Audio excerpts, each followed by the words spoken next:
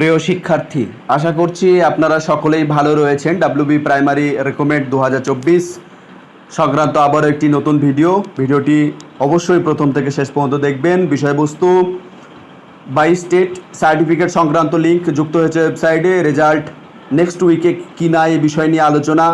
Primary TET 2022 interview notice কবে, TET 2022 interview একসাথে কিনা, এই বিষয়গুলো নিয়ে পুঙ্খানুপুঙ্খভাবে আলোচনা করা হবে।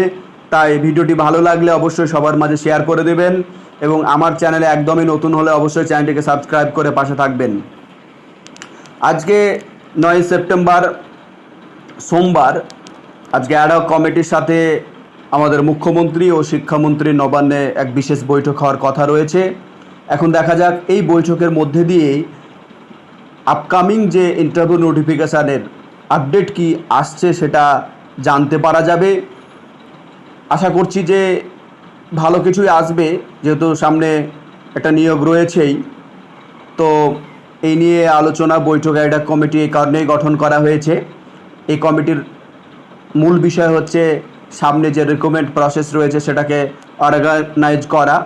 এখন আমাদের মুখ্যমন্ত্রী এবং শিক্ষামন্ত্রীর আলোচনার মধ্যে দিয়ে কী উঠে আসছে সেটা আশা করছি আপনারা সময়ের সাথে সাথে জানতে পারবেন। আমরা জানি যে ইতিমধ্যেই 2023 স্টেটের যে সার্টিফিকেট সংক্রান্ত লিঙ্ক সেটা ওয়েবসাইটে আপডেট হয়ে গেছে। আমরা এও দেখতে পাবেন যে নেক্সট উইকের মধ্যেই আমাদের রেজাল্ট হয়ে যাবে, টেট 2023 রেজাল্ট হয়ে যাবে। কেননা রেজাল্ট নিয়ে আর কোনো বাধা থাকছে না।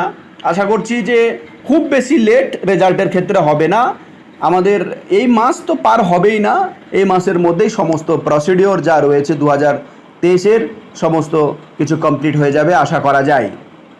এবং রেজাল্ট ডেট এবং সার্টিফিকেট ডেট ইস্যু একই সঙ্গে পাবলিশড হবে, এটা খবর রয়েছে। এবার বিষয় হচ্ছে যে প্রাইমারি টেট 2022 ইন্টারভিউ নোটিফিকেশান কবে। তো আমাদের জানি আমরা যে থার্ড কাউন্সেলিং সেটা শেষের পথে। এছাড়াও যে 5% অ্যাডিশনাল ব্যাপারটা ছিল সেটাও প্রসিডিওর শুরু হতে চলেছে। 13 তারিখের পর থেকে এই প্রসিডিওর শুরু হয়ে যাবে। সেক্ষেত্রে প্রাইমারি টেট 2022 ইন্টারভিউ নোটিশ প্রকাশের ক্ষেত্রে কোনো বাধা থাকছে না।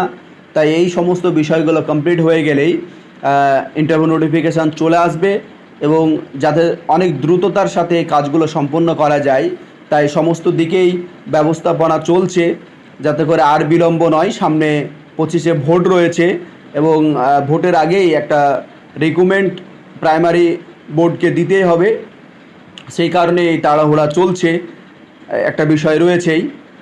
এছাড়াও দেখা যাচ্ছে দীর্ঘদিন থেকে কোনো নিয়োগ নেই, শিক্ষার্থীরা পাশ করে বসে আছে, হতাশায় ভুগছে, রাস্তায় আন্দোলনে নামছে। আমরা দেখেছি টেট যে ঐক্য মঞ্চ রয়েছে তাদের আন্দোলন আমরা দেখেছি, তারা কিভাবে তার রিক্রুটমেন্টের জন্য আন্দোলন করছে, ভ্যাকান্সি বাড়ানোর জন্য আন্দোলন করছে এবং এই আন্দোলনে সকলকে সামিল হওয়া দরকার। আপনারা সহযোগিতা করবেন এই আন্দোলনগুলোকে, কারণ আগামী দিনের টিচার হওয়ার ক্ষেত্রে এই আন্দোলনগুলো খুবই গুরুত্বপূর্ণ আপনাদের জন্য।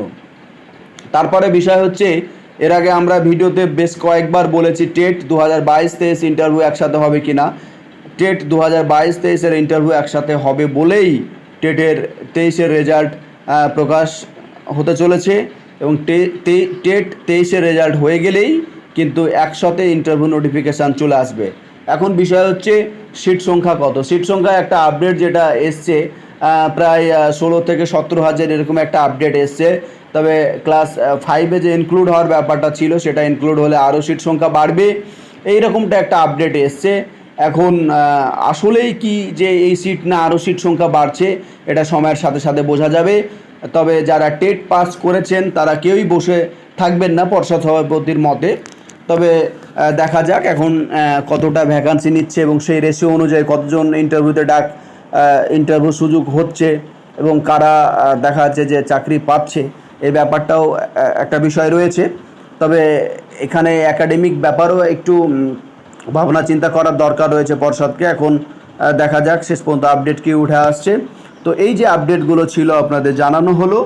আজকের যে বৈঠক রয়েছে নবান্নতে, এই বৈঠকের মধ্যে দিয়েও আশা করছি ভালো কিছু উঠে আসবে।